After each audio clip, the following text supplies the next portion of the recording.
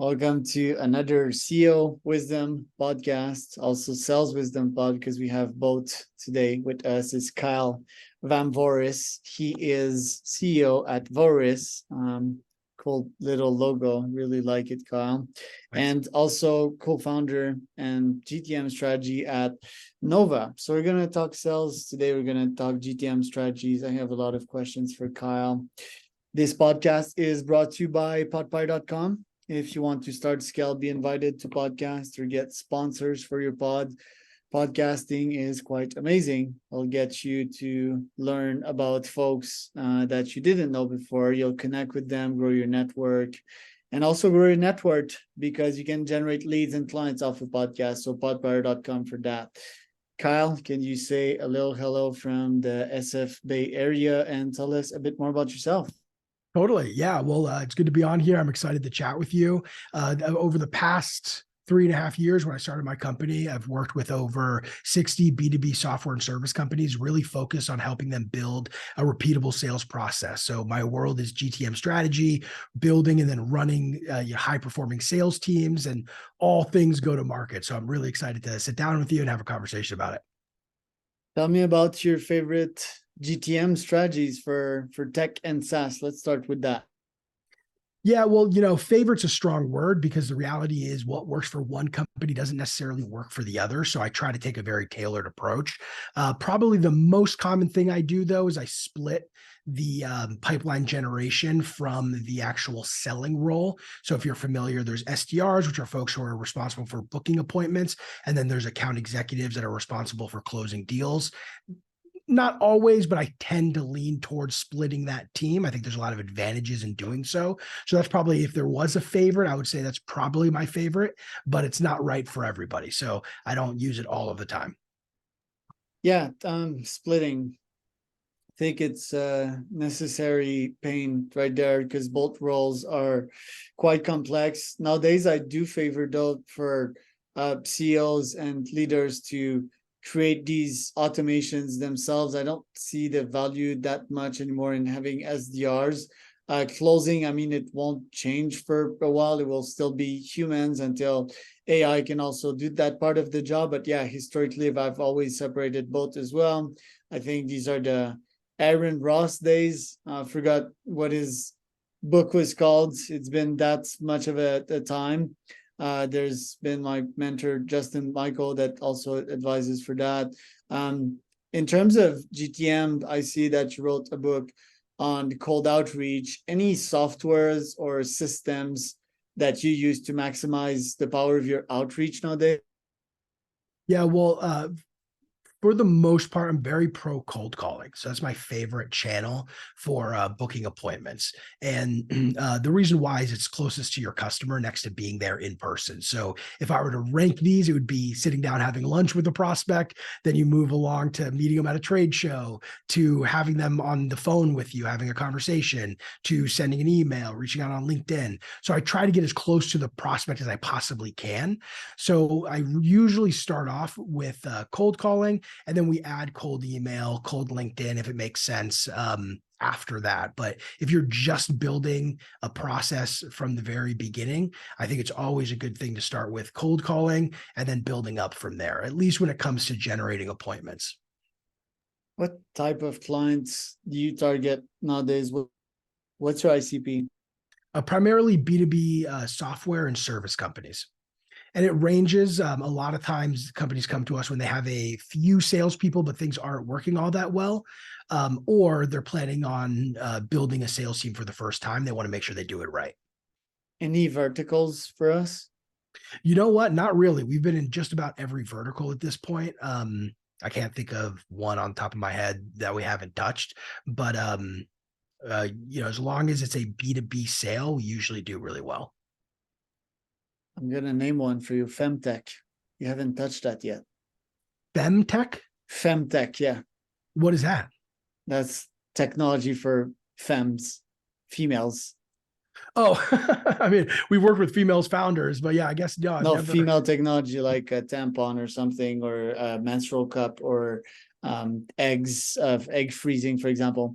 Yeah, never been there. Yeah. I would have guessed so.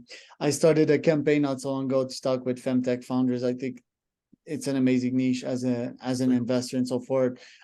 First question, why do you generalize in that sense? Do you get insights from working with so many different industry via specializing in only fintechs, for example?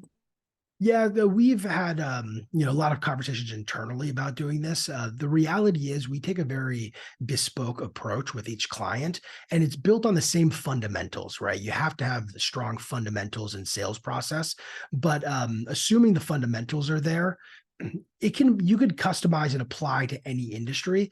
So would we ever just start getting really focused on a vertical? Maybe, but typically you do that early on because you're trying to like dominate a specific vertical and you want to show expertise in that space.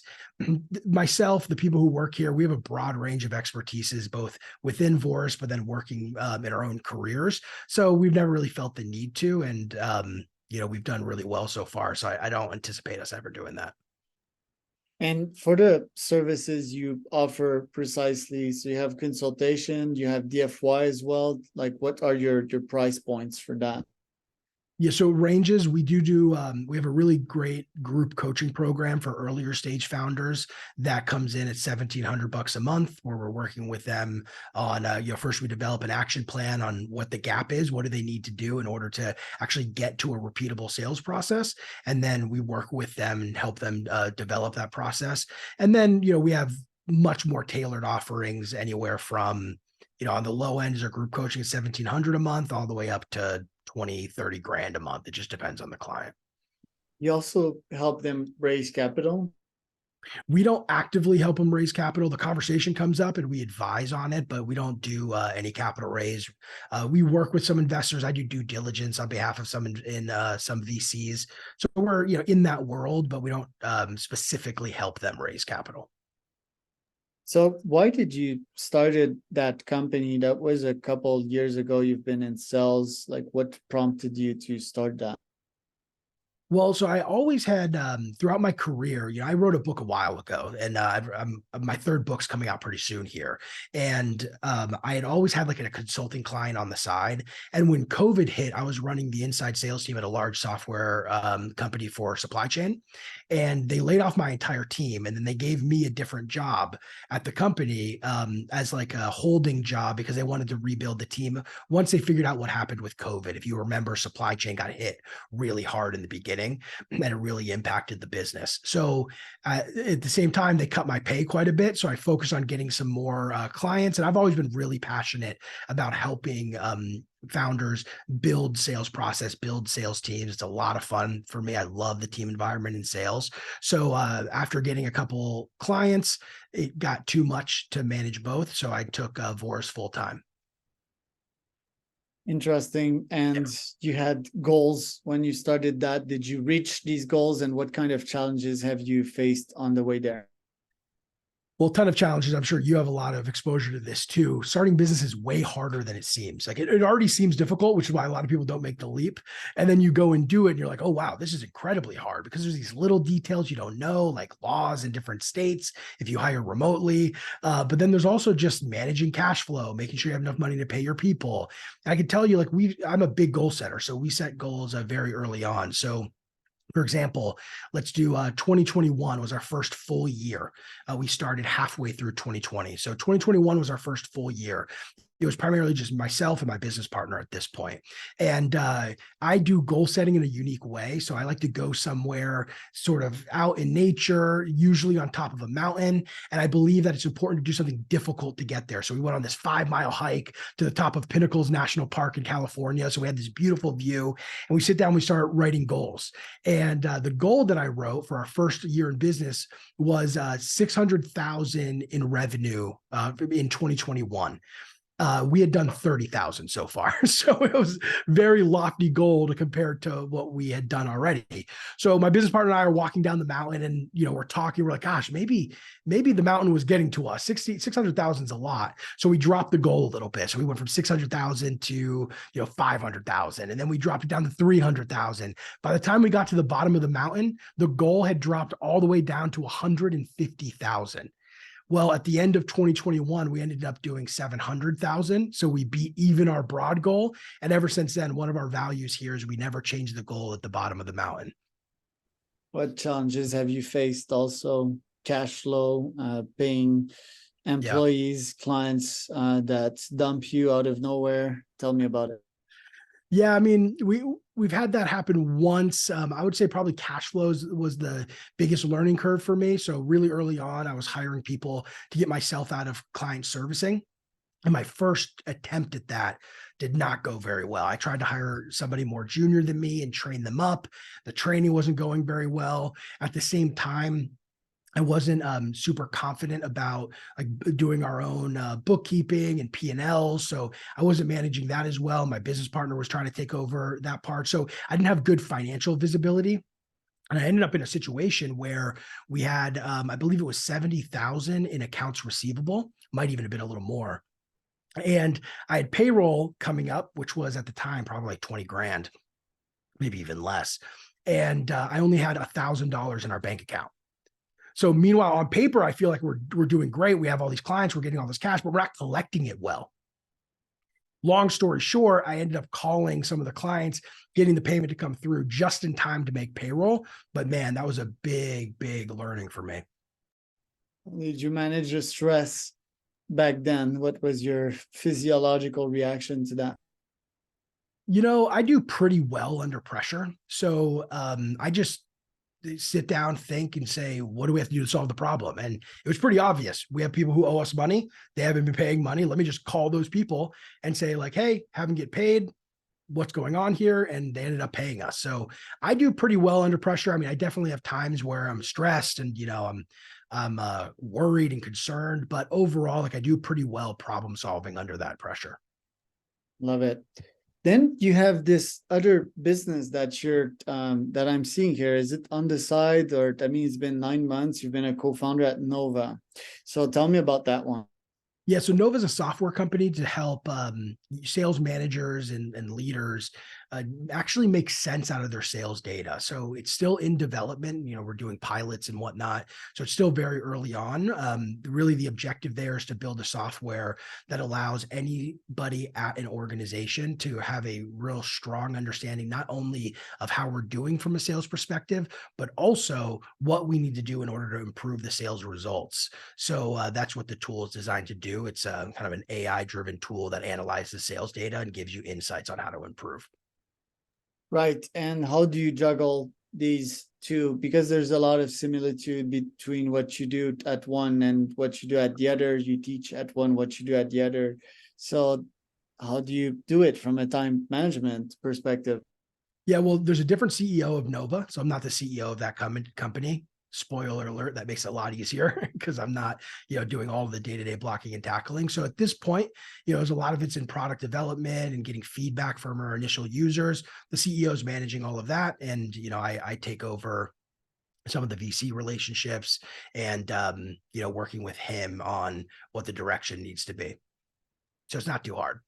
What mistakes do you see in these young startups that you often advise in terms of GTM? So one of the biggest mistakes is overcomplicating the early sales process. The reality is there's a lot of wisdom out there. And I think a lot of early stage founders look to LinkedIn and they do a bunch of Googling and they get a bunch of advice from influencers. And really the context matters under the advice. And a lot of times on LinkedIn, you're stuck giving more general advice, but you wouldn't say that advice to somebody specifically once you know their situation. And because of that, I end up working with organizations that are doing all sorts of crazy stuff, having no success at all, spending a ton of time with very little results. In reality, it's a pretty simple, like get a really strong list of people that you should reach out to. Who's your ICP? Make sure you understand what that world looks like and reach out to all of them. But I see a lot of people wasting time doing things that don't work very well. Or analysis by paralysis, you know, like let's not outreach to them because we will ruin our reputation and the yada, especially with folks that have been taught by parents to go get that diploma, you know, go get that perfect grade. Like these founders typically don't do well against this cutthroat market. Yeah, that's definitely true. It's look, there's a lot of information out there, but also there's a lot of things that work. The trick is you got to pick one, and then that's your starting point. And then you let the data dictate what you change to improve your overall results, as opposed to just throwing everything against a wall and like hoping something sticks. Sure, some things aren't going to work. You need to change, but you need to be a lot more strategic about it. You voice out your opinions quite a lot on many platforms. What is your procedure to test out some of your philosophies and disprove or approve some of your hypotheses in terms of GTM? Yeah, so we're very data driven, and one of the things that I take a lot of pride in is our team is in the trenches. So we do some group coaching. That's a big part of our business. But on the other side, for some of our kind of higher level clients, we're in the trenches with them. So we get direct market feedback on what works and what doesn't work for that specific customer. And one of the areas that we pride ourselves in is how data driven we are. We are analyzing the data constantly. If we're going to run a campaign, we need to know what's the effectiveness of the campaign. And that gives you a lot of clarity, because I can tell you this worked or this didn't work. And then I can also tell you why it did or didn't. And if you're not using the data, what you're doing is you're doing an activity and you're looking at the outcome. And if the outcome doesn't match what you need it to, then you assume the activity is the problem. But it might be something within the activity that actually is causing the problem, which needs to be addressed, which will get you that result. So we take a lot of pride in how detail oriented we can be with data analytics when it comes to a sales team. You got the LinkedIn voice thing, plus you're quite vocal on LinkedIn. What are your LinkedIn growth strategy to get there? Yeah, it's interesting. I changed up my approach on LinkedIn about 3.5 months ago. And originally, like I was putting a lot more thought into my posts, and I was trying to be more strategic. And I was probably posting 5 times a week. Then I decided to try a very different approach. I just went for quantity. And I said, you know what? I'm going to post 2 times per day on LinkedIn. I'm not going to get all crazy and try to figure out like the perfect posts and all of this. I clearly have tried that. I've been writing on LinkedIn probably for 7 years now, maybe even 10. So, I've tried that method. I'm just going to send whatever I think as quick and as, edited free as I possibly can. So now what I do is I post 2 times a day on LinkedIn, and to write a week's worth of posts probably takes me an hour and a half.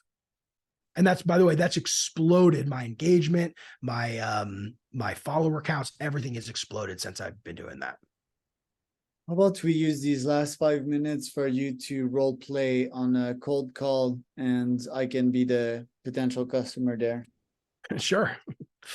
Because I've owned call centers on my end. Role plays were always my go-to back in these days. Things have changed since then.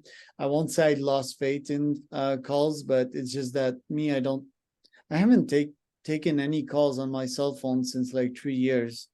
And I was taking calls back in the days because I had my call centers, so a little bias here. Let me give you something here that I think might be useful for everybody. The first thing is the list is really important. If you're making 100 cold calls and you're only talking to 5 people, that's a huge problem. What you do over time is you start organizing your leads based on who answers the phone and who doesn't. So now that you know who answers the phone, that dial to connect rate goes from 5% all the way up to 40%. So you're just talking to more people. Because you're right, Charles, you might never answer the phone. I definitely do. So I would not want my SDR cold calling you, because that's not a channel for you, but I definitely want them cold calling me because it's a channel for me. So you got to do that with the entire list. And then my approach to cold calling, I'll give it to you at a high level here, is I take a very conversational approach. So I'm not calling and pitching. What I'm doing is first I'm asking for permission. So what it sounds like is, hey, I'm calling from Voris. You mind if I ask, we help organizations improve their sales process. You mind if I ask you a couple of questions and let you decide if we should have a conversation? Most of the time, because I'm being respectful there, they say yes. And then the next thing opener is right there. Like that's the opener. Yeah. I call it a permission-based opener. The next thing is what I call the golden question. And this is the most important. And I think it's actually worth us spending a little time on this piece. The golden question is essentially me laying the context of the conversation we're about to have to the prospect. So I say, I typically speak with CEOs and founders who struggle with one of 2 things, either struggle number 1 or struggle number 2. I'm curious, which one of those resonates with you the most? This sets a clear path a decision that the prospect is making on which one of those problems they actually have. And now the rest of the conversation isn't scripted at all. It's me better understanding their challenge, how they've tried to solve that challenges, the impact of that challenge. And then at the very end of the cold call, that part's scripted. I take everything that they told me, I do a quick recap, and then I offer to schedule a meeting to show them how I've helped other people solve that problem.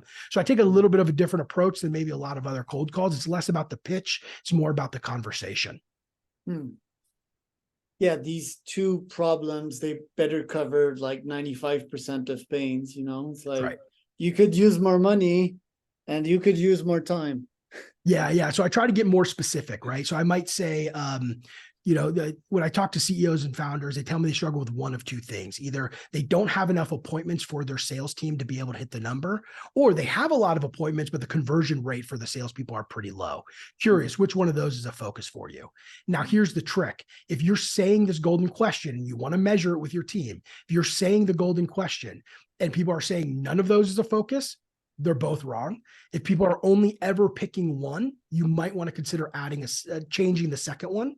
And if somebody says both, you're probably in good shape. So as you say it, you learn how much it resonates, helps you get your message market fit better. And then as the conversations keep going and you've navigated enough of them, it becomes a lot easier for reps. Interesting. I like that. Last question. There's 4 months remaining to this year, maybe 3. What are your top 3 goals? So big for me at the end of this year is I do a lot of speaking. So I speak at conferences and whatnot. So I have a handful of talks coming at the end of the year. So my main objective is to do those as well as I can. It's also a big driver of business for us. So it's a win-win. I get to talk in front of the audience, give a lot of value, but then also we do pretty well when we do those. So that's my number one objective. And then the other one is more internal. We're restructuring some of our offerings. So that'll be done, this month. And then Q4 will be focused on experimenting and seeing how that goes. Good job. And you're on your deathbed in 50-ish years from now, or 60, who knows, with the state of science and longevity. What will you want to accomplish by then? Would want my kids to really enjoy spending time with me. That's wonderful. Where can we find out more about you, Kyle? Feel free to connect with me on LinkedIn. It's Kyle Vamvouris. You can check out our website too. We have a lot of resources on our blog. It's vouris.com. And I am Charles Cormier, host of CEO Wisdom Podcast.com.